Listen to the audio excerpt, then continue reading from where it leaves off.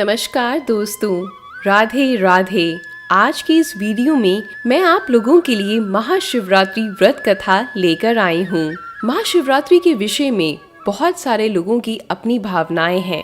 कुछ विद्वानों का मत है कि आज के ही दिन शिव जी और माता पार्वती विवाह सूत्र में बंधे थे, जबकि अन्य कुछ विद्वान ऐसा मानते हैं कि आज के दिन शिव जी ने कालकूट नाम का विष पिया था, जो सागर मंथन के समय समुद्र से निकला था।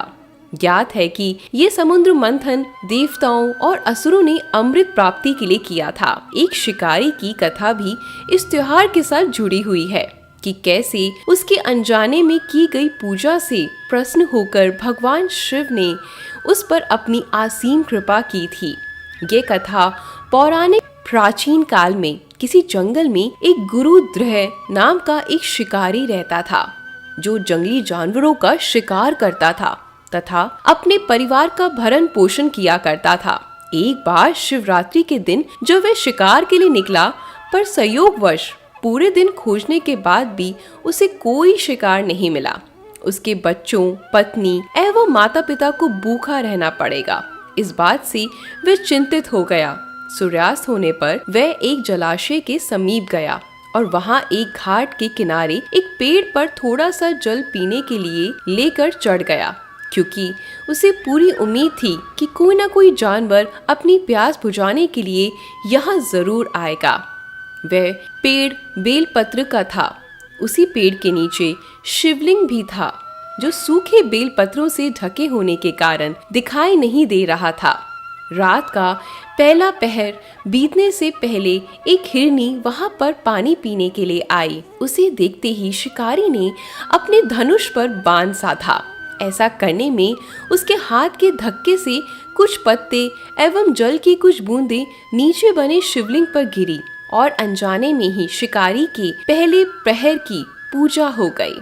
हिरनी ने जब पत्तों की खड़खड़ाहट सुनी तो घबरा कर ऊपर की ओर देखा और भयभीत होकर शिकारी से कांपते हुए स्वर में बोली, मुझे मत मारो। शिकारी ने तभी उत्तर दिया, अरे मैं और मेरा परिवार बहुत भूखा है, इसलिए मैं तुझे नहीं छोड़ सकता। हिरनी ने वादा किया कि वह अपने बच्चों को अपने स्वामी को सौंप कर लौट आएगी, तब वह उसका शिकार कर ले। शिकारी को उसकी बात पर विश्वास नहीं हो रहा था। उसने फिर से शिकारी को ये कहते हुए अपनी बात का भरोसा करवाया, अरे शिकारी भैया, जैसे सत्य पर ही धरती टिकी है, समुद्र मर्यादा में रहता है और झरनों से जल धाराएं गिरा करती हैं, वैसे मैं भी सत्य बोल रही हूँ। क्रूर होने के बावजूद भी शिकारी को उस पर दया आ गई और उसने जल्दी लौटना कहकर उस हिरनी को जाने दिया। थोड़ी ही देर बाद एक और हिरनी वहां पानी पीने आई। शिकारी सावधान हो गया, तीर साधने लगा और ऐसे करते उसके हाथ के धक्के से फिर पहले की तरह थोड़ा सा जल और कुछ बेलपत्र नीचे शिवलिंग पर जा गिरे और अनजाने में ही शिकारी के दूसरे पहर की पूजा भी हो गई। इस हिरनी ने भी भयभीत होकर शिकारी से जीवन दान की याचना की, लेकिन उसके अस्वीकार कर देने पर हिरनी ने उसे लौट कर आने का वचन ये कहकर दिया, अरे शिकारी भाई, जो वचन देकर पलट जाता है उसका अपने जीवन में संचित पुण्य नष्ट हो जाता है, और मैं भला ऐसा क्यों करूंगी। इसलिए आप मुझे छोड़ दो, मैं पक्का से वापस आऊंगी और तब आप मुझे खा लेना। उस शिकारी ने पहले की तरह उस हिरनी के वचन का भी भरोसा कर कर उसे जाने दिया। अब वह इसी चिंता में व्याकुल हो रहा था कि उनमें से शायद ही कोई हिरनी लौट कर आए तो अब उसके परिवार का क्या होगा।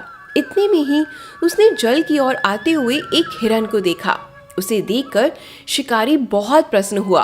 अब फिर धनुष पर बाण चढ़ाने से उसके तीसरे पहर की पूजा भी अपने आप संपन्न हो गई, लेकिन पत्तों के गिरने की आवाज से वह हिरन फिर से सावधान हो गया। उसने शिकारी को देखा और पूछा, तुम क्या करना चाहते हो? वो बोला, मैं अपने कुटुंब को भोजन देने के लिए तुम्हारा वध करूंगा। वह मिग्र प्रसन्न होकर कहने लगा, मैं धन्य हूँ कि मेरा ये शरीर किसी के काम आएगा। परोपकार से मेरा जीवन सफल हो जाएगा, पर कृपया कर अभी मुझे जाने दो।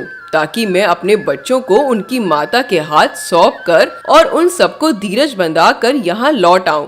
शिकारी का हृदय उसके पाप पुंज नष्ट हो जाने से अब तक शुद्ध हो गया था, इसलिए वह विनय पूर्वक बोला, जो यहाँ आए सभी बातें बनाकर चले गए और अभी तक लौटे नहीं।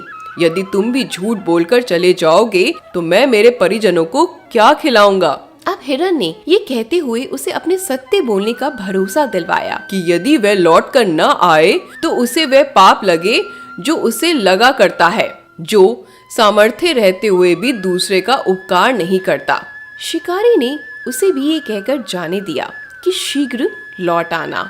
रात्रि का अंतिम पहर शुरू होते ही उस शिकारी के हर्ष की सीमा न थी, क्योंकि उसने सब हिरन हिरनियों को अपने बच्चों सहित एक साथ आते हुए देख लिया।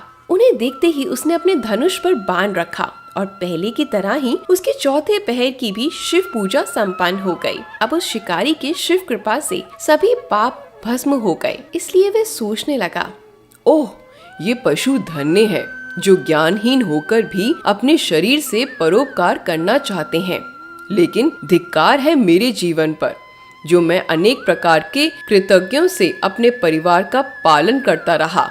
अब उसने अपना बाण रोक लिया और मृगों से कहा वे सब धन्य हैं तथा उन्हें वापस जाने दिया। उसके ऐसा करने पर भगवान शंकर ने प्रसन्न होकर उसे तत्काल ही दिव्य स्वरूप का दर्शन करवाया था।